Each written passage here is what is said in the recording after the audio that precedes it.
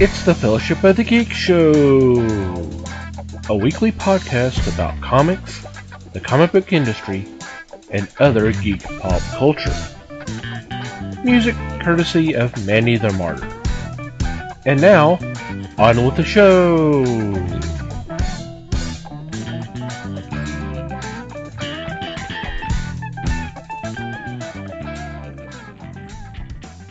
Hey everybody, it's the Fellowship of the Geeks podcast. My name is Thomas Chick, and joining me for this episode is Mike Marlowe. Hey gang. Liz Newman. Hello everybody.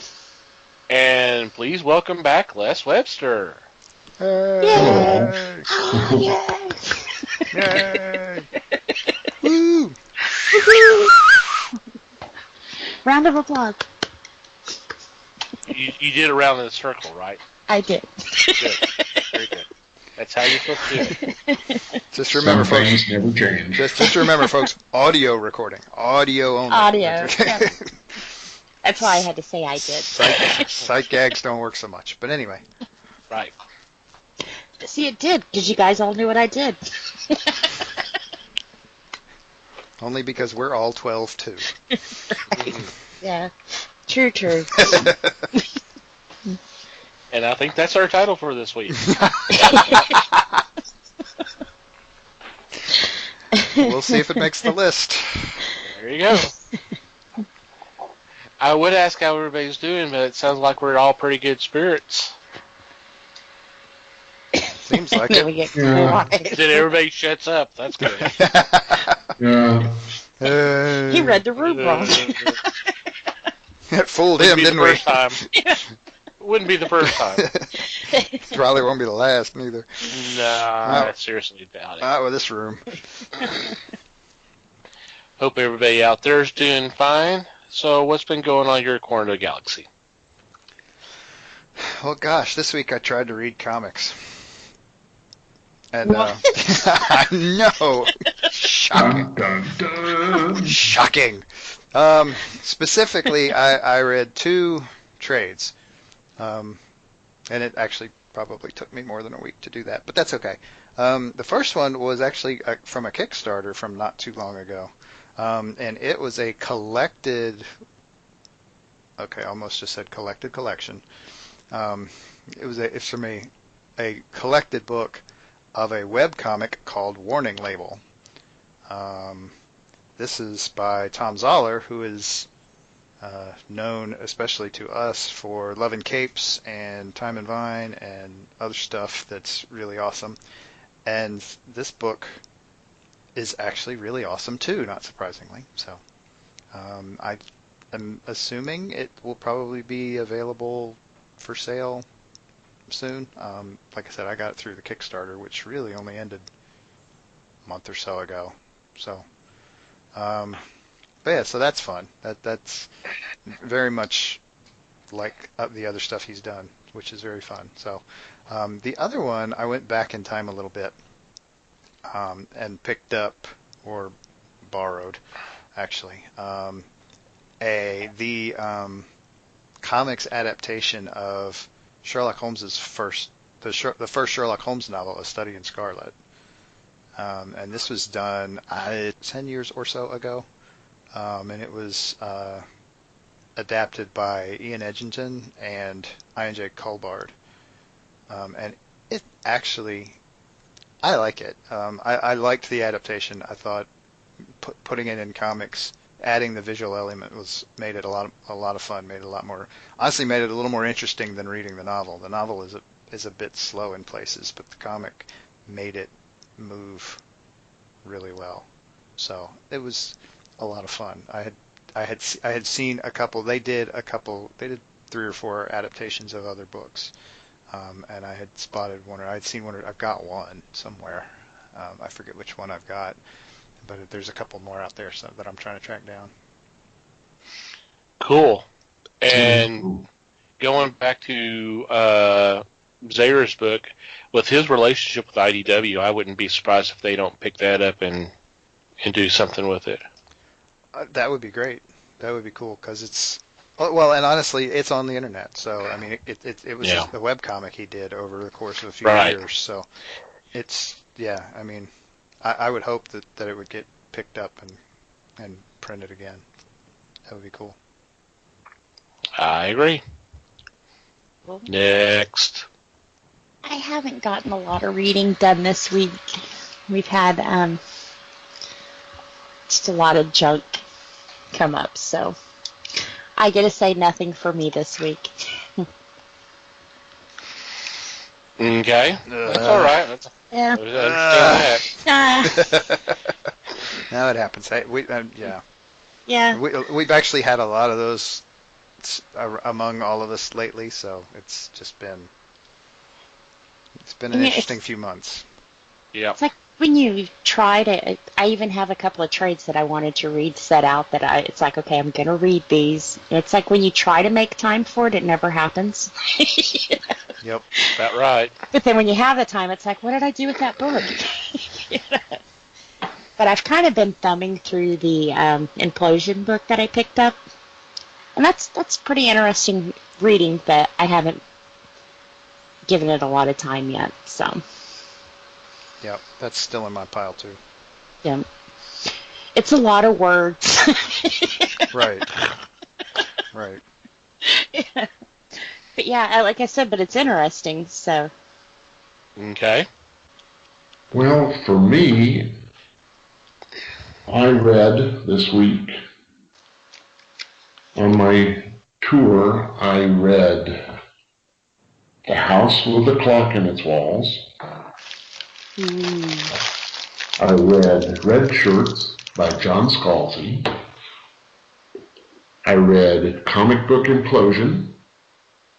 I read Marvel Superhero Secret Wars. I read Joe R. Lansdale's Dead Man's Road. And finishing up with Terry Jones and Michael Palin's Dr. Fegg's Nasty Book of Knowledge. This was clearly not a 3-hour tour. No. It was not the SS Minnow by any means. It was a lot of downtime as far as sailing. So when you get to spend a day traveling from one island to another, you read. And that's exactly what I did. 6 books in that time span. So, and that's it for me. Cool that you got to do so much reading, and also cool that you're sailing between islands. Right? Yes. So, yeah. For me, I had picked up a couple of trades, older trades. They were Silver Age collections of Green Lantern and then World's Finest. And it was kind of cool to go back and read some of these older tales. The thing that still kind of bugs me regarding reading the Green Lantern stuff is reading his buddy's nickname, Pieface, because he was from Eskimo. He's Eskimo. And you're just going, wow. I know it's a different time. It's back, we're talking 50s and all that, but it's just it's kind of cringeworthy now if you think about it in this day and age. That I can't remember I remember his name was Tom, but I can't remember what his last name was. Kamalku, I think. Yeah, I think that sounds about right. But but still, I mean, besides that, and then some of the other characterizations are kind of. But at the same token, you have Carol Ferris, his love interest, become running Ferris airplanes. Aviation. Thank you. God, I'm having problems tonight. Which she's running the company. That's that's not exactly something that would be. That's fairly progressive for that time. That's period. exactly. Thank you. I'm really having problems with words. This is not going to be good. So, but it's kind of fun going back and reading some of the stories because, the stories are still fun and a lot of action and all that. Cool. Yep. And we're going to have some more fun after we take a couple of moments to thank our sponsors, the fine folks from Things from Another World, who are proud sponsors of the Fellowship. We do thank them for that. Right now, they're running their evergreen deals, which are still pretty impressive. If you go to our website, www.thefellowshipofthegeeks.net, and click on the Sponsors tab, you will see these deals, and there's some others there as well. One is 40% off on comics, statues, toys, 30% off select pre-order manga titles, and 50% off Nick and Ten comics. And you'll see some links there. You'll see the ad for Things from Another World. Just click on either one of those, and I'll take you to their website and let them know that we sent you their way, and knock yourselves out. And thank you, Things from Another World, for sponsoring the Fellowship.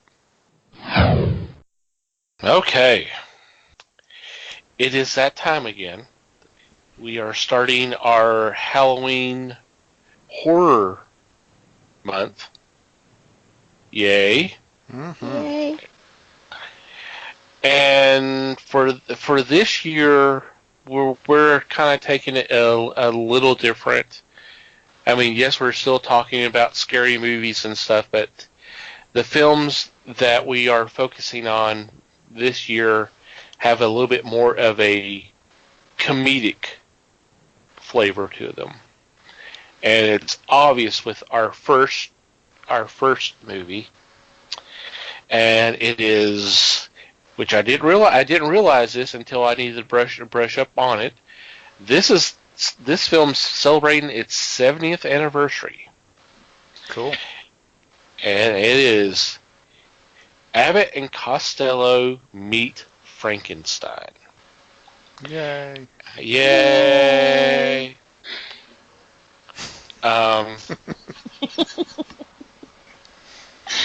This came out June 15th of 1948. And it's funny because going back and doing a little research of it, this was actually supposed to be a pure horror film, but they went back and just basically rewrote it and turned it into a vehicle for Abbott and Costello. So it's kind of interesting to think about that this was actually going to be a pure horror film. But for some strange reason, they decided, well, let's just do 180 degrees and turn it into a comedy. But it works. And you've got the Universal monsters, and for the most part, you have the actors who brought them, the original actors who brought them to life. So with that, I'm going to turn it over to Les because this was one of his requests. So I'd like to hear his opinion of this film. This movie has always been dear to me. I've always enjoyed the humorous approach to monster movies because they make them with the implied giggles. There are parts in monster movies where you laugh anyway, and it may be unintentional. But this one, of course, is wanting you to laugh throughout it. The story is very simple, and the two characters are drawn in to this world of monsters and not the recreation of life, but the reignition of Frankenstein's monster. Today it's not knee-slapping funny, but to me it is real dear and solid comedic laughing. It's of the old school of setting a line up and then boom, it's kicked through. It just has a feel to it that is something that I don't want to forget. I will say that it is not a film that will have you quoting lines like you do for some other scary movies, but that's all right because it's just spontaneous. It's a quick laugh, a quick laugh, a quick laugh. And these two people were tops in getting those laughs. Abbott is his usual self, the overbearing and kind of cruel character or person to his partner.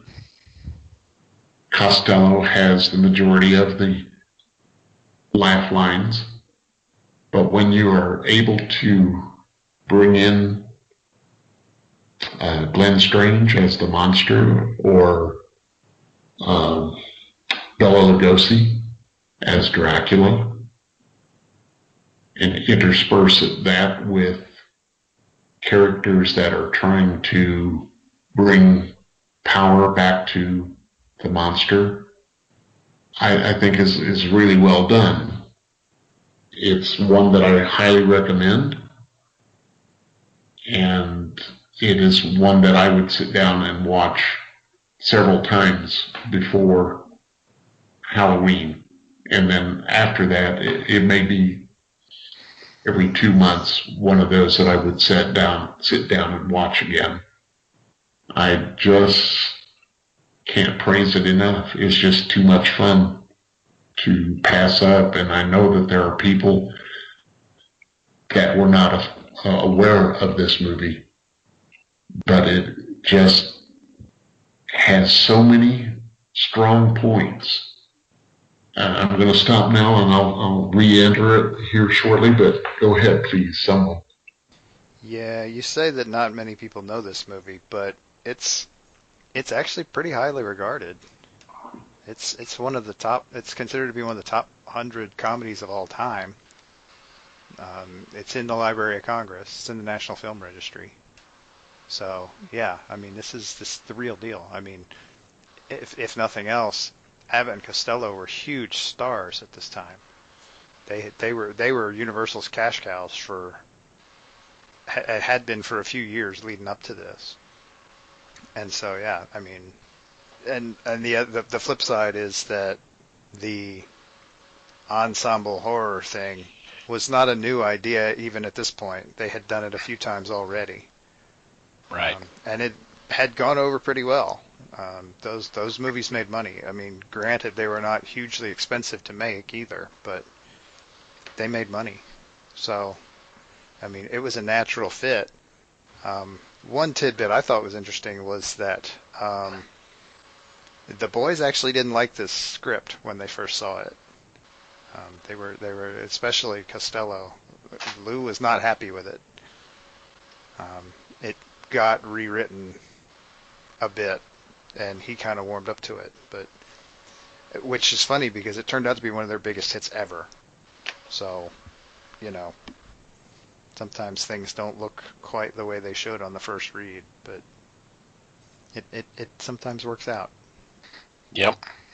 It is a fun film, and I had read something about him not liking the script originally, even going so far as making a comment saying his 5-year-old daughter could wrote a better script, mm-hmm. which is kind of, Kind of makes you really wonder what that original script looked like. But then again, if it was originally a horror film that was basically converted into a comedy, then yeah, It's going to need a little work.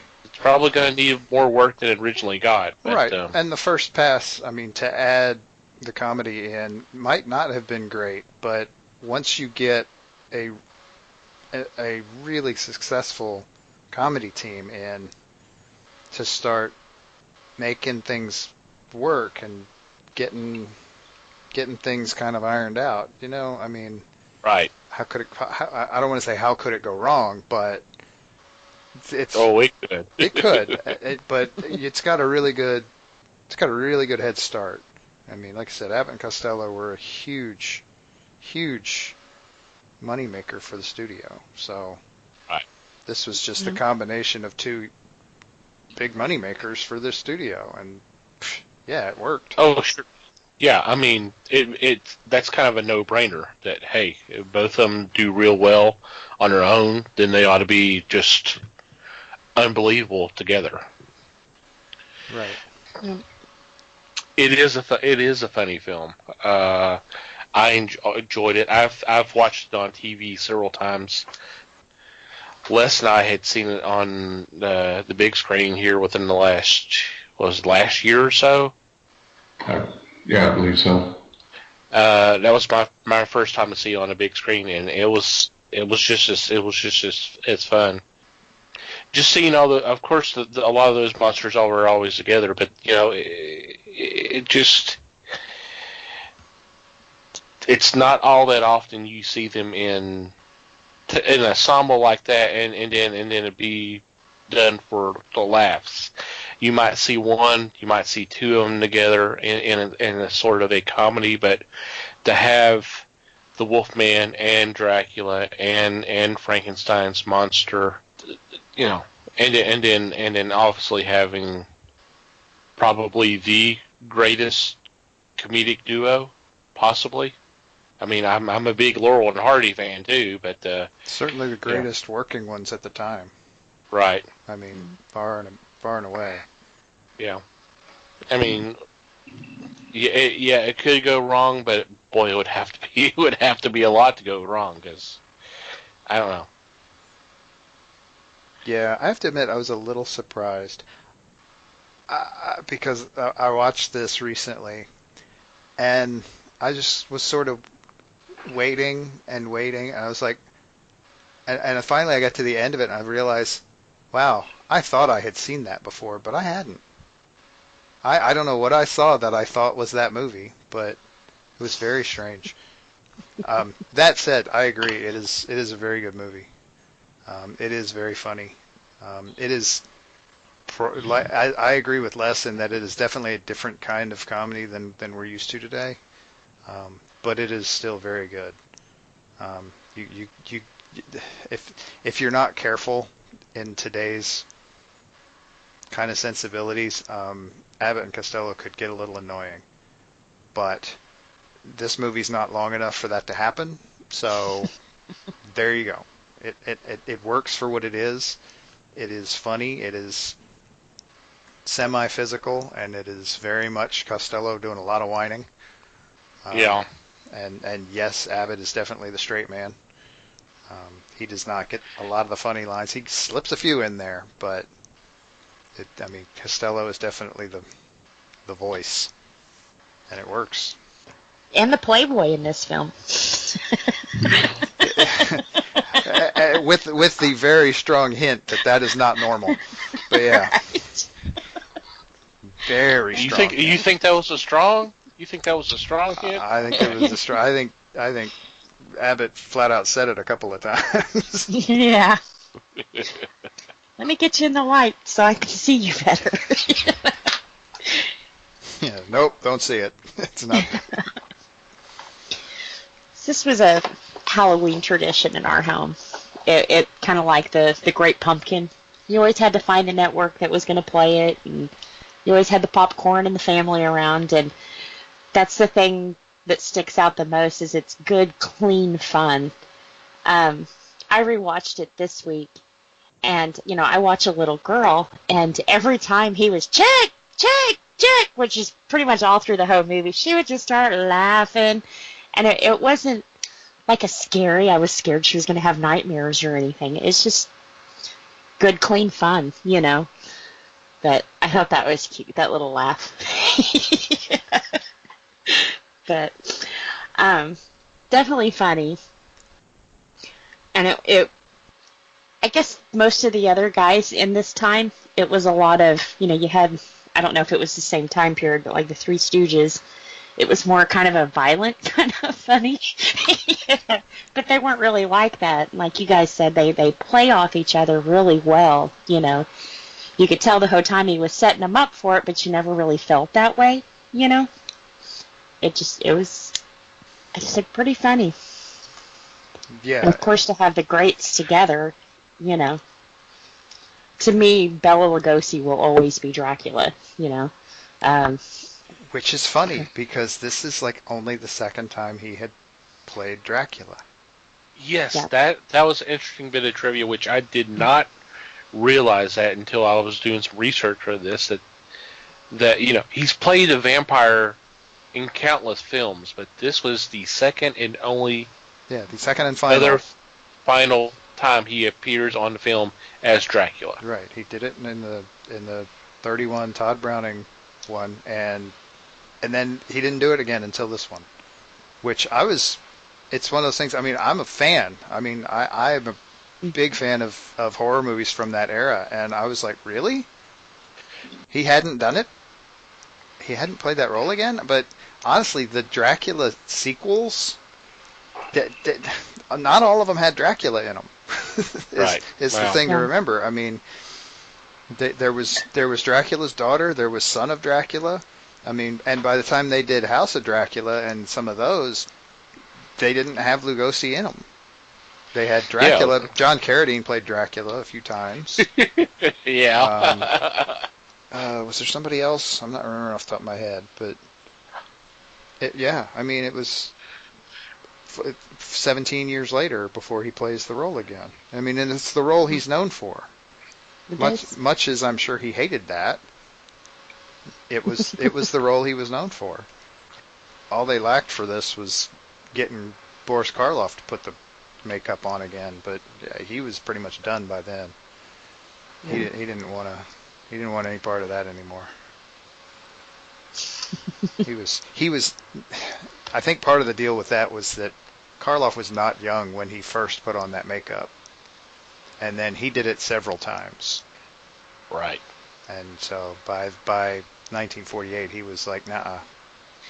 Yeah, he's not going to put on that much makeup. All right. He was like 40 back in 31 when they started. He's pushing 60 by now, and he's like, somebody younger can do that.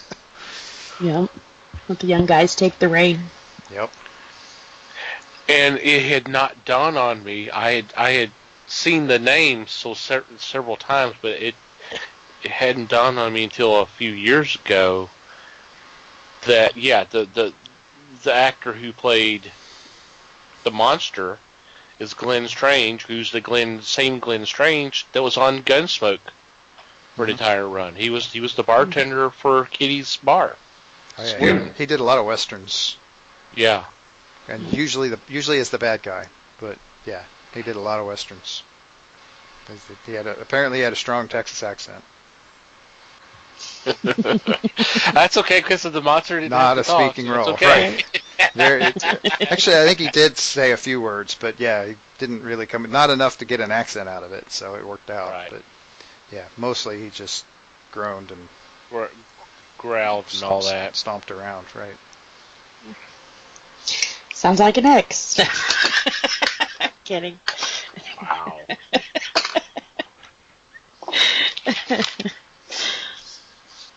I was impressed with the transformation scenes in this one with Lon Chaney Jr.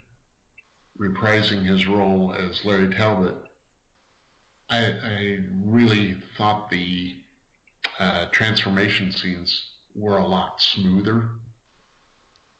In the scenes, his head did not move a lot.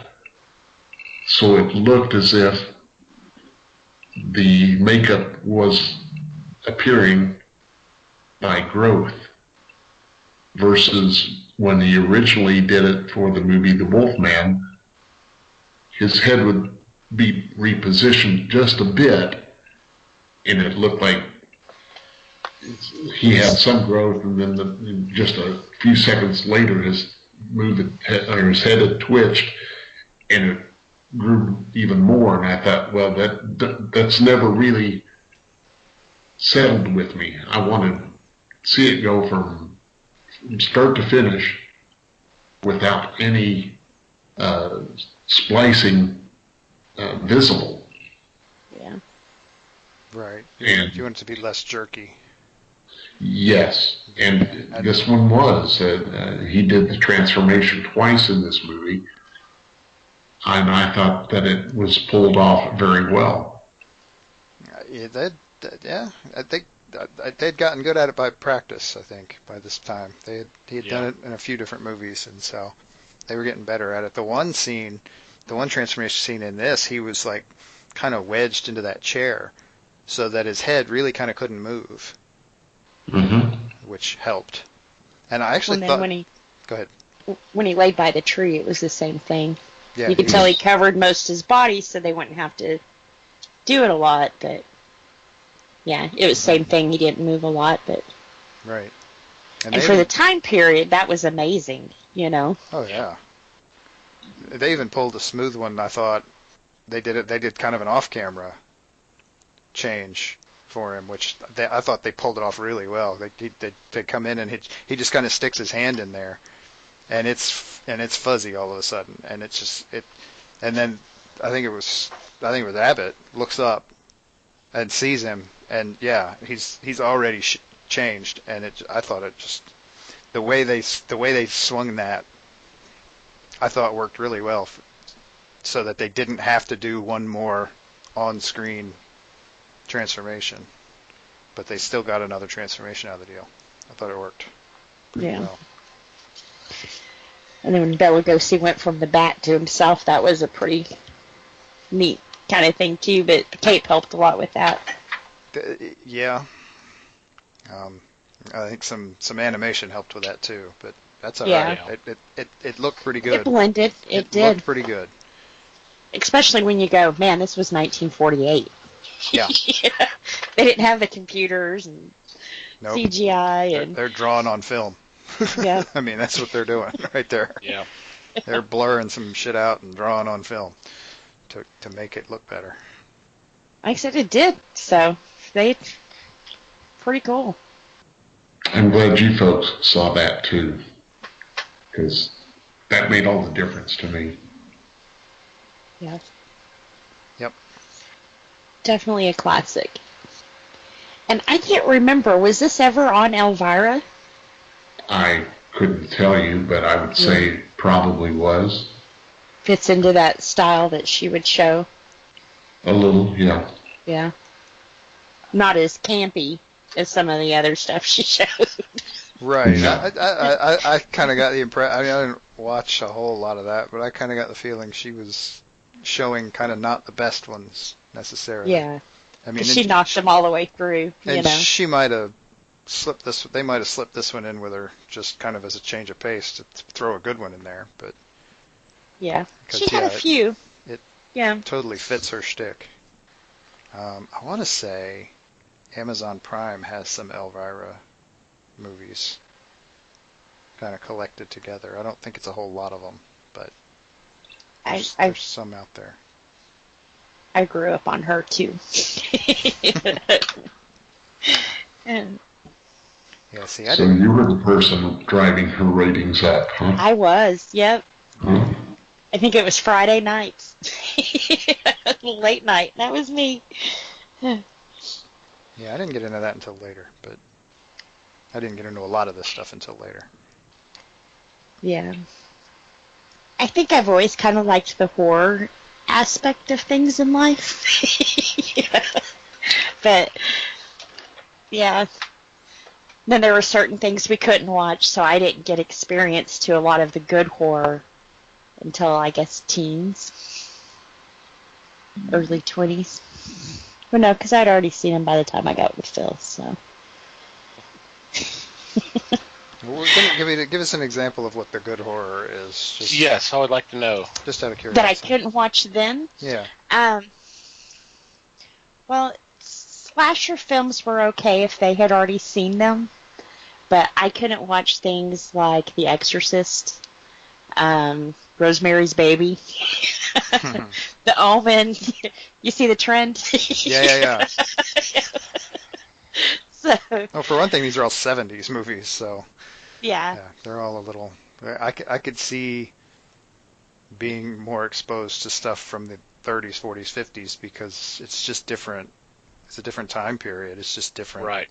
Different standards. It's cleaner stuff, basically. A lot of our family time was black and white TV. Even though we had color, a lot of the good programming that you could find that. There was 4 of us kids, so from the age group and something mom and dad could watch, it was always black and white TV. Which so I got was safe. Honestly. Yeah, it always safe. Yep. No cover your eyes or don't listen, Right. It was just safe. No, Mommy, Daddy, what does that mean? Right. Like I said, they were pretty lenient with things like Friday the 13th. Like I said, we'd always have to sit between the parents and they'd cover the eyes and they'd seen it. They knew the bad parts, So like I said, I think that was a lesson to 4 daughters. Don't have sex. Don't do drugs. Some maniac will kill you. But things that made you think, I wasn't really exposed to till later. Right. And to me, the scariest things are things that could really happen in real life. That's what really scares me. Like New Jack City, the way that they busted in, broke down people's doors and that kind of thing, and you think, oh my God, things like this really happen. To me, that's scary. Not some maniac running through the woods with a knife, Sometimes those are almost comical. So. At this point, it's hard for it not to be funny, but yeah. Right. Or the Chuck Norris one, where the wife opens the door and the guy just shoots her right in the face. That's scary. That's real. You're going to have to be more specific with that. I have no idea. Right. I can't remember which. I think it was the cocaine dealers that killed her. You're still not narrowing it down much. Yeah, I was about to say. This is the 80s we're talking about. They're all cocaine dealers. It was one of them. Hell, I think there were Dracula movies in the 80s where he was a cocaine dealer. I mean, come on. And, Chuck Norris was badass. Again, not narrowing it down. You're right. Well, we can eliminate the first Delta Force because that didn't have anything with cocaine dealers and wife getting shot, so we take that one out. Yep. And I wish they had at the theaters. Well, it's go on Globus. I mean, what do you expect? Yeah, the old Canon films. It's got to have a good story, Lee Marvin was in it, Les. What are you talking about? Lee Marvin was in there too. Was he? In the first Delta Force, yes. Huh. I don't remember that. No. I saw that movie in the theaters, believe it or not, and I don't remember that. Not that I remember the movie at all, but... Well, if you want to get technical, Vincent Price was in this movie that we're discussing. I didn't see him in it either. I didn't see him in there. Ha, ha, ha, ha. You guys are so funny. Yep. No, you cannot mistake that voice. No. You cannot mistake that voice. Mm-hmm. He was another one that was safe in our family. Yep, I believe it. Mm-hmm. It's kind of in that same time frame. Yep. He did some weird stuff later on, but I think they all did. Yeah. Trying to keep up with the times. Yep. He did a Michael Jackson video. Come on. Oh, now that was awesome. Come on now. No, I don't think he was in the video. He was on the song, but I don't think He was in the video. Was he? Okay. For a split second. Like a Stan Lee cameo. God.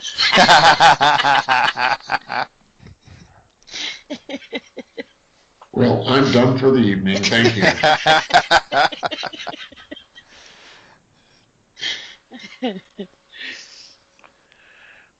Well, I think we decided that this is one we would sit and watch again.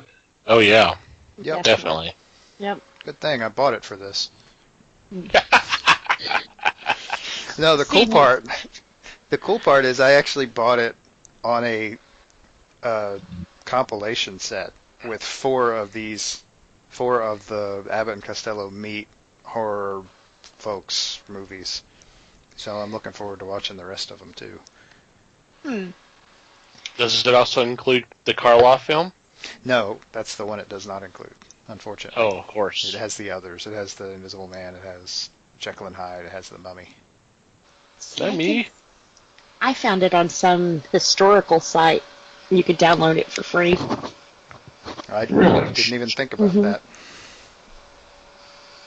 Yep. Didn't even try to pirate the thing, Liz. Is that pirating? No. Well, Probably not. Yeah. Probably not. Not that we know of. Right. They have a lot of the older ones there. It's kind of more of a homage to them. Again, not narrowing it down much, but that's all right. I'll find the link again and send it to you.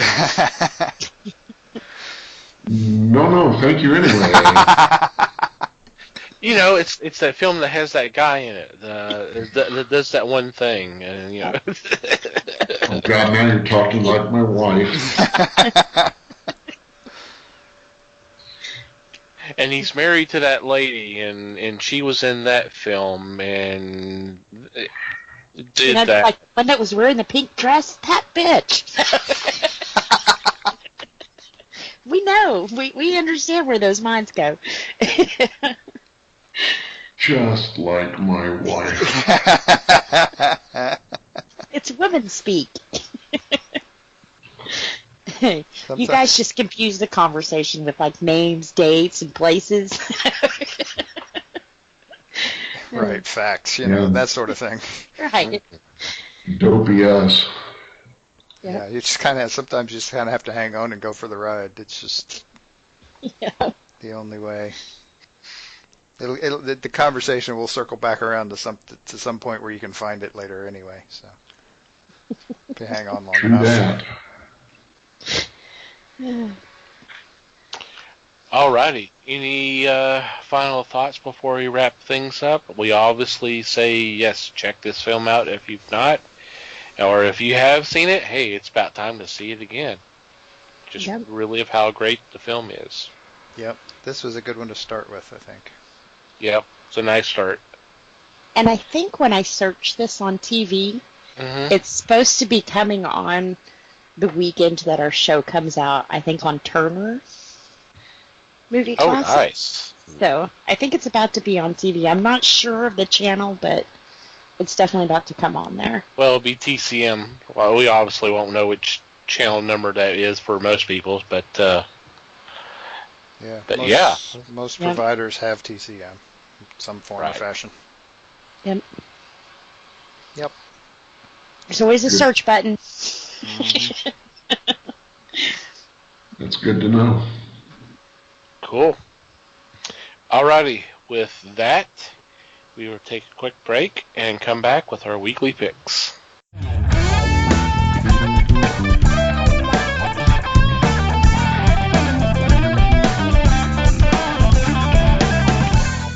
And we're back. It's time for our weekly picks, and I lead off.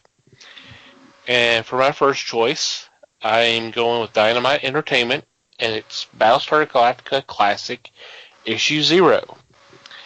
And with this new story arc, the fleet encounters another refugee fleet who is trying to.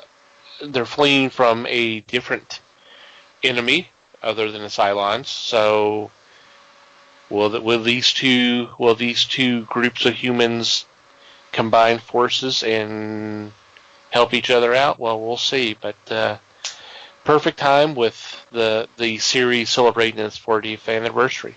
So I'm excited about this. And this is, like I said, this is issue 0, and it's actually 35 cents. So a hell of a price.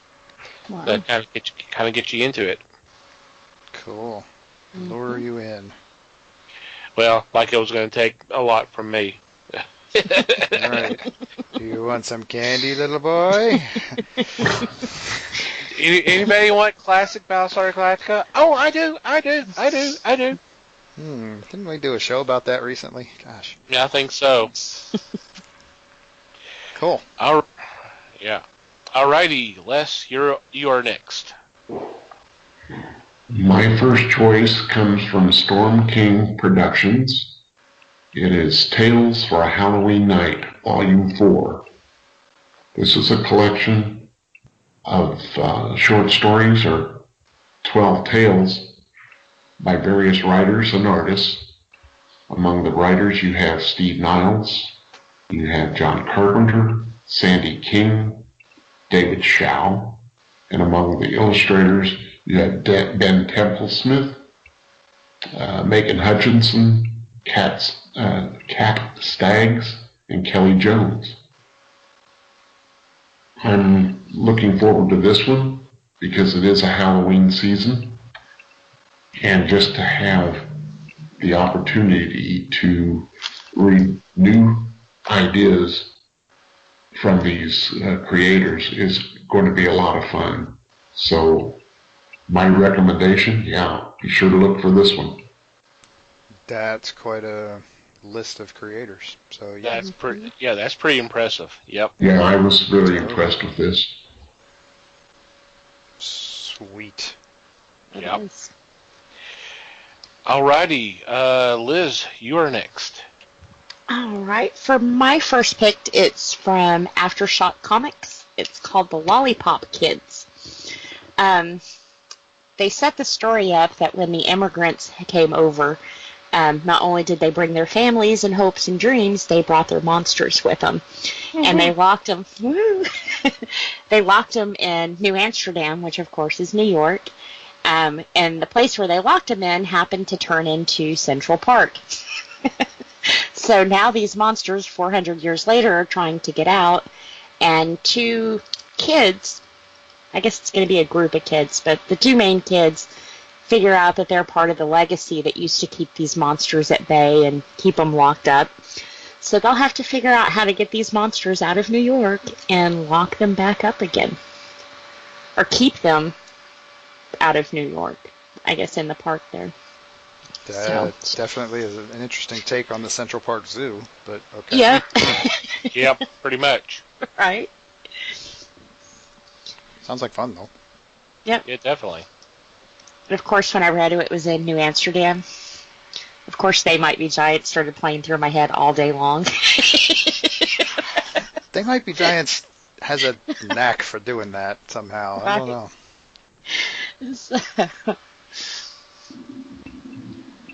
Very nice. Yep. Let's check that one out. Alrighty, so I guess that means Mikey is next. It does. And I'm certainly not going to take it lighter yet. It's so far we have a very fitting set of picks for the month of October. But okay, so Dark Horse is releasing a book called Death Orb #1 next week. This is the story of a guy. This is kind of a post-apocalyptic setting. This is about a guy who is trying to find his kidnapped wife and child, and he's essentially cutting a swath through some cult warlord type groups along his path. So Sounds good and bloody and violent and ought to be interesting. And this is brought to us by Ryan Ferrier, who is the guy who created Dave. So there might be some comedy involved in this. Who knows? We'll have to read it and see. It is also drawn by Alejandro Aragon. So very cool stuff. Nice. Sounds great. Alrighty. I believe that makes me next. So, for my next pick, I'm sticking with Dynamite Entertainment, and it is a new volume of Lone Ranger. This one's written by Mark Russell, with art by Bob Q. And this story arc takes place during the advent of the barbed wire. And our hero is having to deal with a lot of problems with fighting over land and cattle and all of this, and of course the fighting over of what land is being barbed wire, and of course barbarian cut and all that.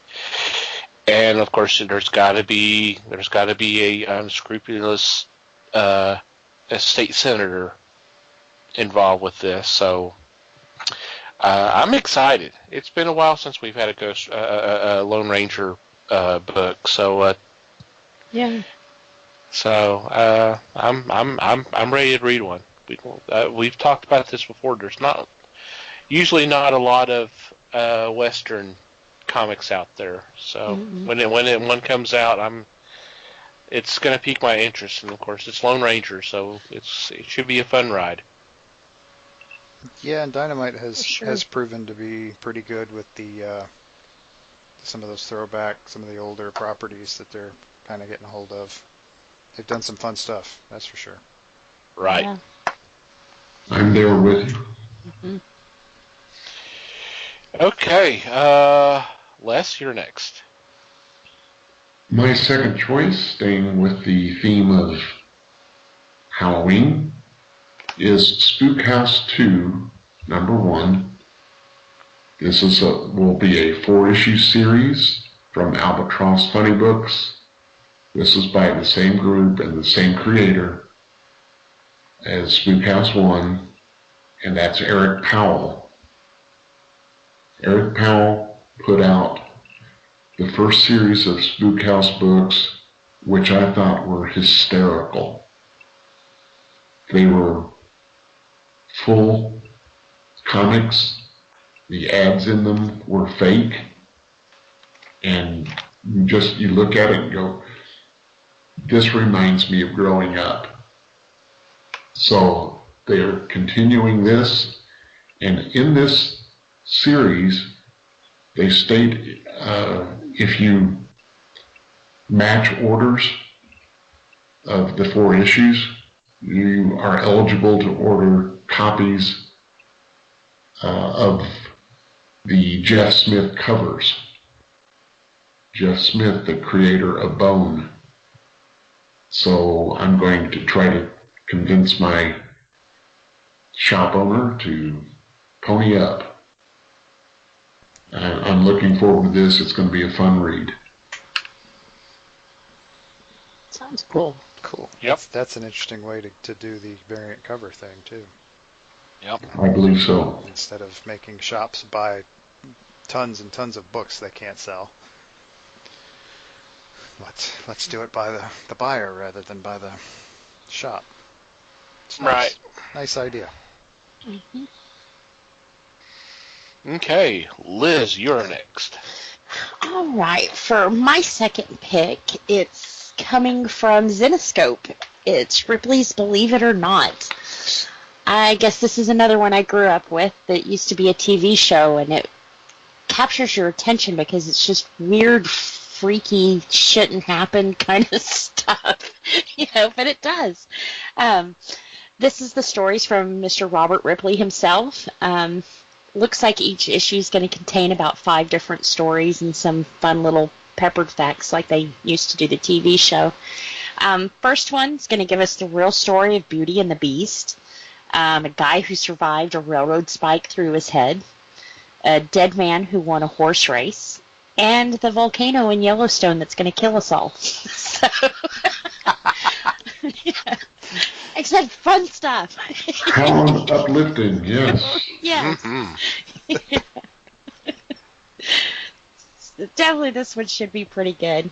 Especially if you like the weird, freaky kind of stuff. He has a very creative mind. Yep. I used to love that TV show. We went through Branson, and they have one of the museums set up there. And I've been to the one close to the house in Arlington, I guess it is, or Grand Prairie. But this one was like, wow. I mean, it was a house that was upside down. You walked in through the roof. But all kinds of, neat things. He has quite the collection. I'm very jealous. Two-headed babies and, That's where you go with the jealous thing? Yeah. Damn. Wow. Okay. I like babies. And two heads are better than one. There you go. More little heads to kiss. Good night, everybody. Wow.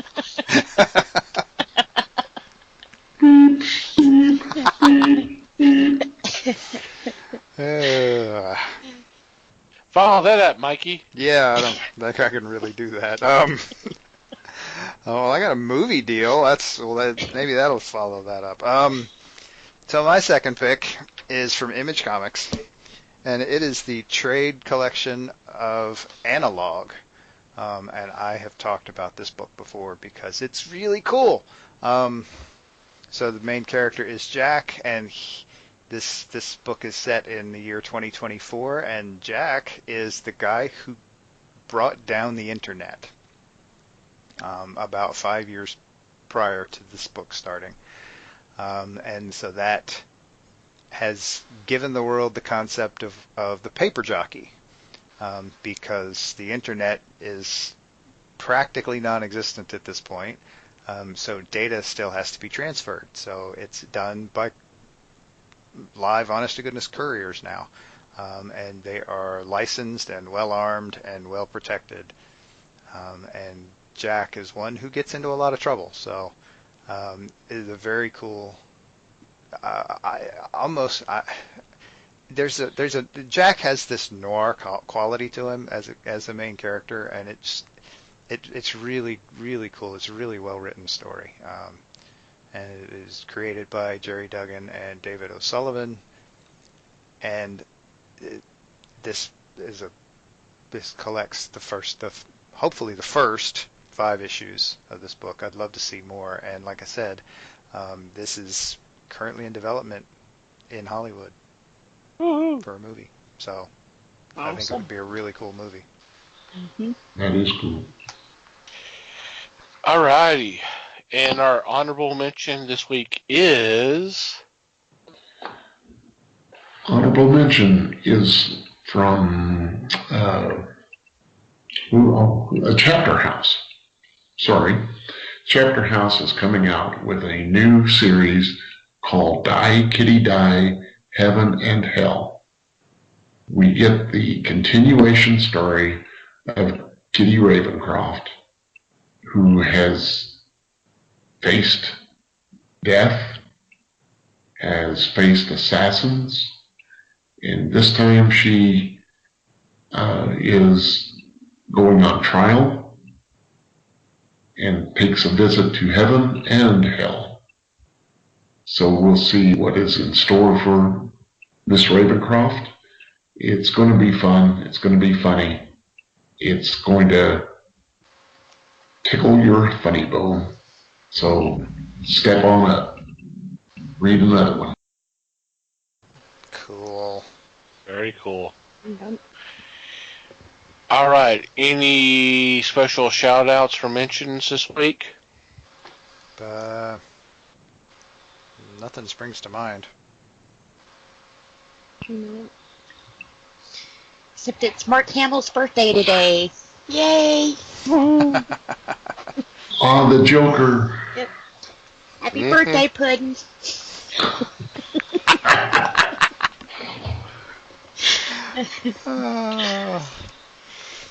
Cool. Alrighty. Anything else? I can't top that, no. Yeah. Would you really want to? I see no need. No, thank you. Okay, we'll go ahead with our regular shout-outs then. Obviously, we want to thank Manny the Martyr for supplying the music to our show. It's appreciated. There's a link in our show notes for you to check out their music. Really recommend you do that. Thank you guys for your support. Obviously, want to take a couple moments to thank the fine folks who make up the Modern Family Association on Twitter for spreading the word of the fellowship. Definitely recommend you guys go check out some of their work, and the easiest way to do that is go to Twitter and do a search, #ModernFamily, and just scroll through, and if you see something that catches your eye, say, hey, I might want to check out this show. Click on that link, download that episode, and have some fun. I thank you guys for your support. And finally, you, dear listener, thank you for checking out our show. Appreciate it. We value your feedback. If you have a comment, suggestion, observation, complaint, we would love to hear from you. There are several ways you can do that. One is email at thefellowshipofthegeeks.net. Or you can go to the website and click on the About Us tab, and there's a contact form that you can fill out.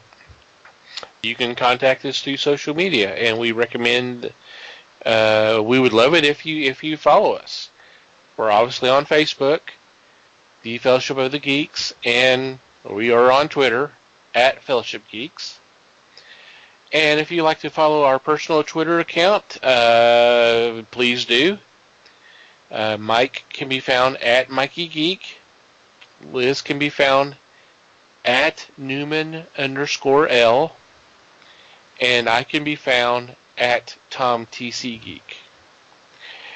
And from whatever source you use to download our episodes, whether it's through iTunes, Google Play, iHeartRadio, Stitcher, Spotify, or YouTube, if you could please rate our show and write a review, it would be awesome.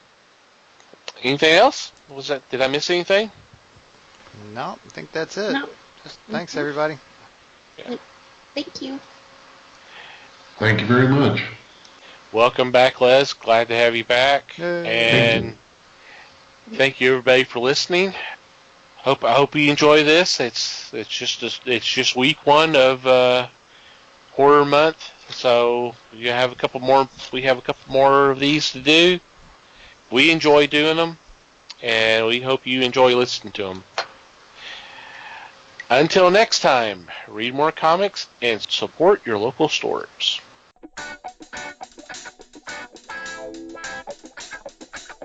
We thank you for listening to the show. Comments, suggestions, and questions can be sent to email at thefellowshipofthegeeks.net. You can follow us on Facebook at The Fellowship of the Geeks and on Twitter at Fellowship Geeks. Until next time,